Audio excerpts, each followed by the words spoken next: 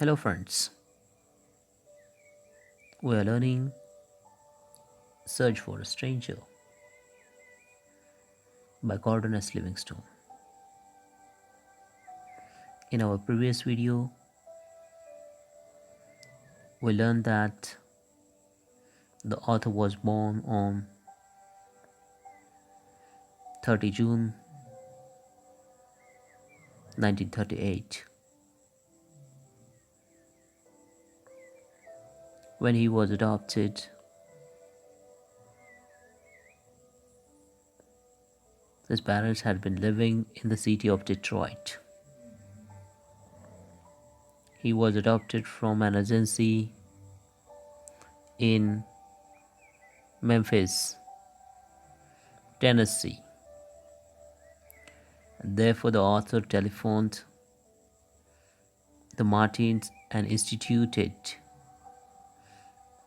that he had been adopted from the Tennessee Children's Home Society. The author requested permission from the Tennessee Department of the Public Welfare to check the records of the Children's Home Society. But since all adoption records were sealed by permission was not granted, Gordon left his adoptive father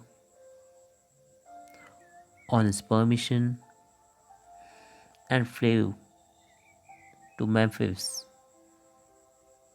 to find the records in Memphis City's Hall. He then rushed to a local newspaper office and asked for its old issues. The front page's story of a newspaper revealed that a director had been selling children's for a high fees and making money. She sold the babies of unwed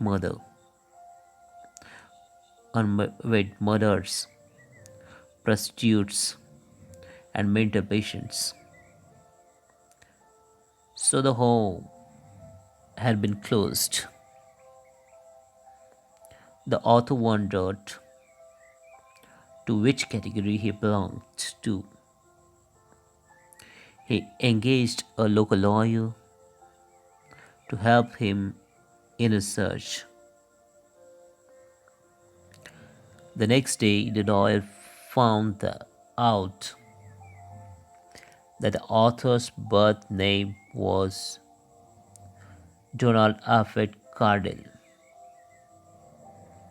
and his sealed records were in the Memphis courthouse. The next morning, the author and his lawyer went to the courthouse and requested to see the records. The records were given to him. His adoption decree was signed on 17 August 1940, and his mother's name was Anne Simmons. Anne Simmons Cardell. The record stated that the father had abandoned the child.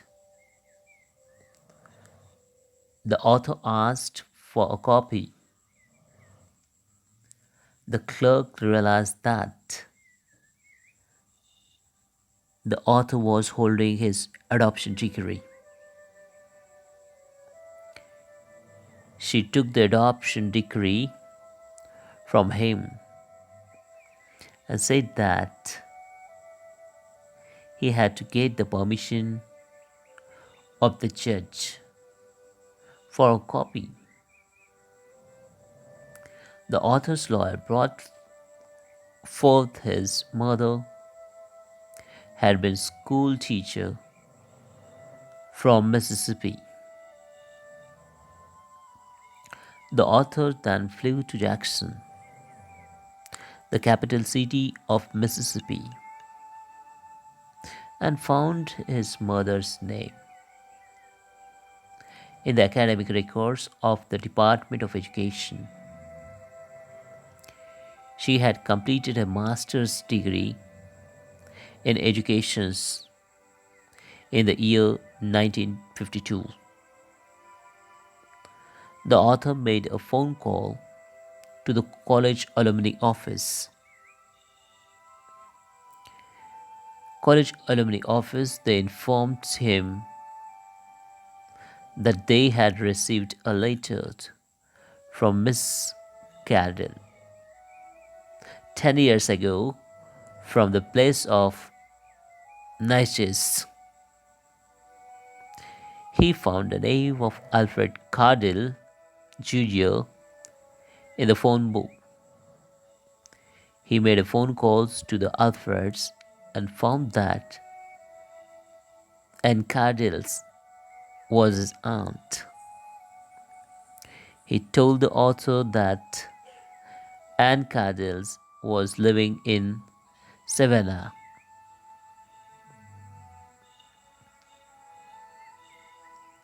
The author flew to Savannah afterwards and called up Anne Cardell. He told her that he was her son and that he would like to meet her. She invited him to her home. Anne Cardell, his mother, was an elderly, dignified lady, about 60 years of age. She served him coffee. She then begins to narrate the author about his birth. She was born in a farming family in Mississippi, and she had fallen in love with a handsome man who was a marvelous dancer of 28 years old. When she was pregnant, she had begged him to marry her, but he was never seen again.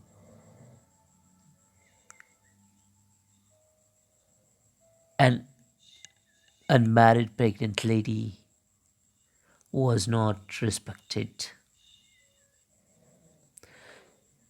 So he went to Memphis to have the baby. In this manner, she told the author was born, and no one knew about it.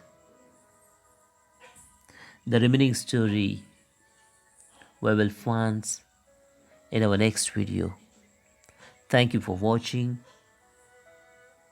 and subscribe channels for more videos.